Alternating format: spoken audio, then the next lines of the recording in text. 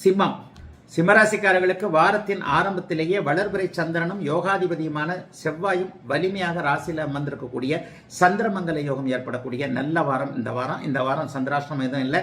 1, 2, 3 ஆகிய 3 இடங்கள் வளர்பிறையாக சந்திரன் இயங்குகிறார். 11ஆம் இடத்துல ராசிநாதனும் குருவும் அற்புதமா இருக்கிறது பெரிய விஷயம்.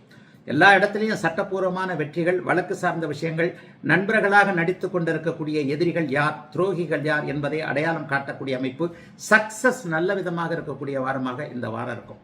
ஏன்னா 11ஆம் இடத்துல ராசிநாதனும் குருவும் சுபத்துவமாக இருப்பது மனசிலேயே உயர்ந்த சிந்தனைகள் வரக்கூடிய அமைப்பு. ஏன்னா 5ஆம் இடத்தை குரு பார்க்கிறார். 5ஆம் இடத்தை குரு வலுப்பற்று பார்க்கும் பொழுது எண்ணங்கள் தெளிவாக தூய்மையாக நல்ல விதத்தில் இருக்கும். லட்சியங்கள் என்னன்றதை தெளிவாக சிந்திப்பீங்க. அட்டமத்து சனி என்பதை பற்றி கவலையே பட வேண்டாம். கோட்சார வேதை என்கின்ற அமைப்பில் 7ஆம் இடத்தில் இருக்கின்ற ராகு அட்டமத்து சனியை செயலற்றதாக ஆக்கி கொண்டிருப்பதால் 8ஆம் இடத்து சனியை பற்றி ஒரு துளி கூட சிம்மராசிக்காரர்கள் இன்னும் 1 வருஷத்துக்கு கவலைப்படவே தேவையில்லை. ஆகவே படிப்படியாக நல்லா இருக்கும். கணவன் மனைவி உறவு, காதலன் காதலி உறவு தான் கொஞ்சம் ஒரு மாதிரியா இருக்கும். நம்மளை சந்தேகப்பட்டு பார்க்கறது. ஆண் பெண் உறவுகளில் எந்த வயதுக்காரராக இருந்தாலும் சங்கடங்கள் வரத்தான் செய்யும். ஆனால் உங்களுடைய சாமர்த்தியமான ஒரு வகையான ஒரு அணுகுமுறையால் அதை கண்டிப்பாக தவிர்க்கத்தான் செய்வீங்க. பண உறவுக்கு தடையே இல்லை. 2ஆம் அதிபதி 12ஆம் வீட்டில் இருந்தால் அது விரயத்தை குடிக்கக்கூடிய ஒன்று. அது கூட சுப விரயமாக தான் இருக்கும்.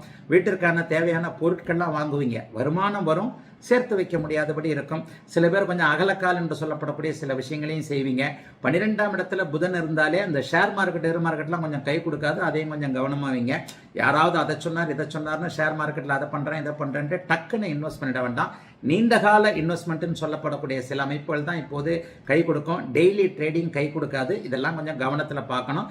சந்திராஷ்டிரமம் இல்லாத ஒரு வகையில் வருமானம் இருக்கக்கூடிய, எதையும் சமாளித்துக் கொள்ளக்கூடிய நல்ல ஒரு வாரமாகவே சிம்மராசிக்காரர்களுக்கு இந்த வாரம் அமையும்.